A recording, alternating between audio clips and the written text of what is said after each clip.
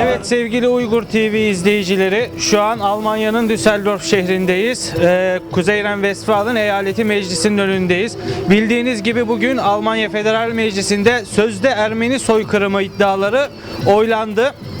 Ve bunun üzerine Avrupa'daki gurbetçi vatandaşlarımız arabalarına atlayıp Kuzey Ren-Westfalen Meclisi'nin önüne gelip bu durumu, alınmış bu siyasi kararı protesto etmek için burada bulunuyorlar. Biz de şimdi onlarla birlikteyiz. Biz bu karara hiçbir şekilde saygı duymuyoruz. Onu ifade etmek istiyoruz. Evet. Herkes önce bir geçmişine baksın. Soykırım kimler yapmış, hangi ülkeler yapmış bunlar bellidir. Türkiye'ye böyle çamur atmaya kimsenin hakkı yok. Biz de buna karşı burada dirilişiyoruz. Teşekkür ederim. Çok sağ olun. Siz hanımefendi? Buyurun. Bu bir siyasi alınmış karardır. O nedenle burası da bir siyasi bina olduğu için karar siyasi meydanda, binada alınırsa ses de siyasi meydanda duyurulacağı için biz buraya geldik. Alınan kararı kesinlikle ve kesinlikle tasvip etmiyoruz. Eğer biz burada yaşıyorsak aslında bizim burada soykırımı kimin yaptığını onlara sormamız lazım. Her ne olursa olsun buradayız. Ülkemizle gurur duyuyoruz. Tarihimizle gurur duyuyoruz. Onun hesabı onlara kalmamış. O yüzden yani sesimizi duyurmaya çalışıyoruz. Çok teşekkür ederim. Çok sağ olun. Hanımefendi? Hanımefendi buyurun. Alınan bu siyasi kararı kesinlikle tanımıyoruz. O yüzden biz de bu siyasi kararın alındığı bahçede, meclisin önünde protesto ediyoruz. Ve kesinlikle katılmıyoruz onlara. Kimin soykırım yaptığını çok iyi biliyoruz. Biz bu karara ancak güleriz. Teşekkür ederiz. Çok sağ olun. Fikirlerini paylaşmak isteyen varsa buyursun. Mikrofonumuz herkese açık. Tabii ki. Tabii ki. Buyurun. Türkiye'de yaşıyorlar. Ne söylemek istersiniz beyefendi? Ne yazık ki buraya biz bir fuar için geldik. Burada da üzülerek bunu öğrenmiş olduk. Evet. Yani bu siyasi bir şekilde böyle siyasi kararlarla memleketlerin, milletlerin tarihini sorgulanmasını yanlış buluyorum. Teşekkür ederim. Burada bir Siz... şey diyebilir miyim? Tabii ki hanımefendi buyurun. 7 milyonu aşkın gurbetçi var burada. Evet. Hepsi şu an ellerinde kahveleriyle, çaylarıyla yatıp çok güzel dinleniyorlar. Bu beyefendiler Türkiye'den gelmiş.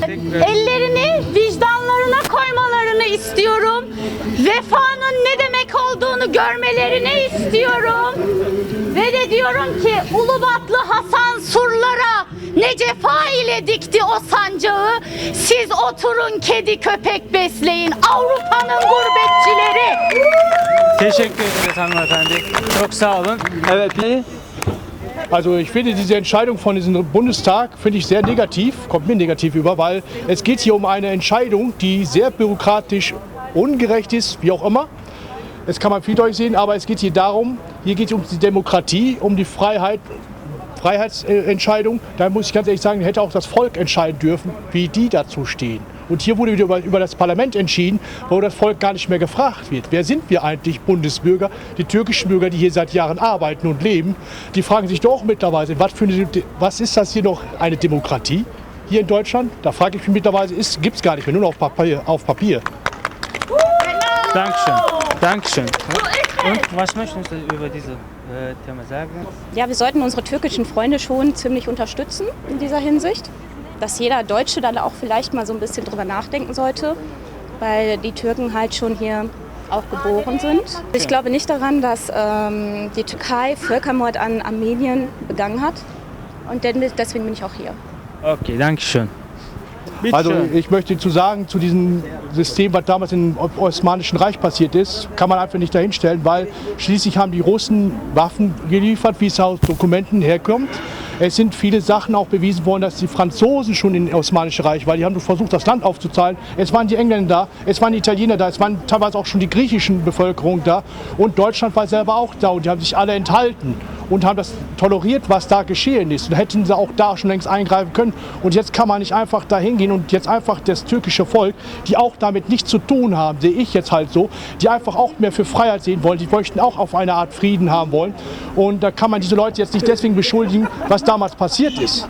Ja, wir stehen jetzt hier gerade vor dem Düsseldorfer Landtag, um einfach ein Zeichen zu setzen, dass es in der Türkei keinen Völkermord gegeben hat.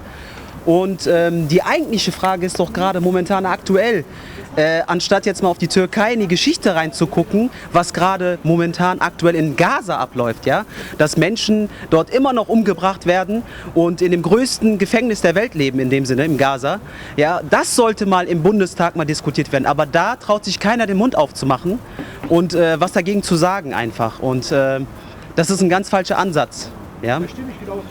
Stimmen Sie zu? Genau. Super. Evet hanımefendi, parlamentoda alınmış bu siyasi karar hakkında ne düşünüyorsunuz? Tamamen kabul etmediğimiz bir karar. Hiçbir hukuki anlamı, geçerliliği yoktur bizim için. 100 yıl önce yaşanmış, sözde yaşanmış, gerçekliği dahi bilinmeyen bir şey hakkında burada karar veriliyor. Hukuki geçerliliği yok. Ama şu an günümüzde Filistin'de, Suriye'de, Afganistan'da, Irak'ta, Uygur Türklerinde, Doğu Türkmenistan'da o kadar zulüm varken bugün bunu gündeme getiriyorlarsa burada kesinlikle insan hakları söz konusu olamaz.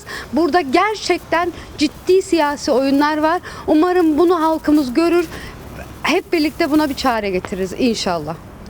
Ich möchte dazu nur sagen, wir sitzen gerade vor einem oder wir stehen vor einem Parlament, der vor 50 Jahren noch 2 Millionen unschuldige Menschen umgebracht hat in Gaskammern, 21 Millionen Menschen in einem Krieg gestorben sind und die nehmen sich das Recht, uns zu verurteilen. Es ist eine Sache, die verstehe ich so persönlich nicht. Ganz einfach, 1992, ganz einfaches Beispiel, wurden 600 türkische Menschen von Armenier geschlachtet. Da ist noch ein Arzt gewesen, der das heute noch zugibt, er lebt, dass er gesagt hat, er hätte ein 6 Monate altes Baby genommen und ihn lebendig gehäutet, weil er wissen wollte unbedingt, wie lange ein türkisches Kind leben kann. Und wir reden jetzt hierüber. Hierüber möchte ich nicht reden, hierüber muss ich nichts sagen. Es ist ganz einfach, das akzeptieren wir nicht. Nicht die 80 Millionen Türken. Unmöglich. Dankeschön. Bilişim, dankeschön.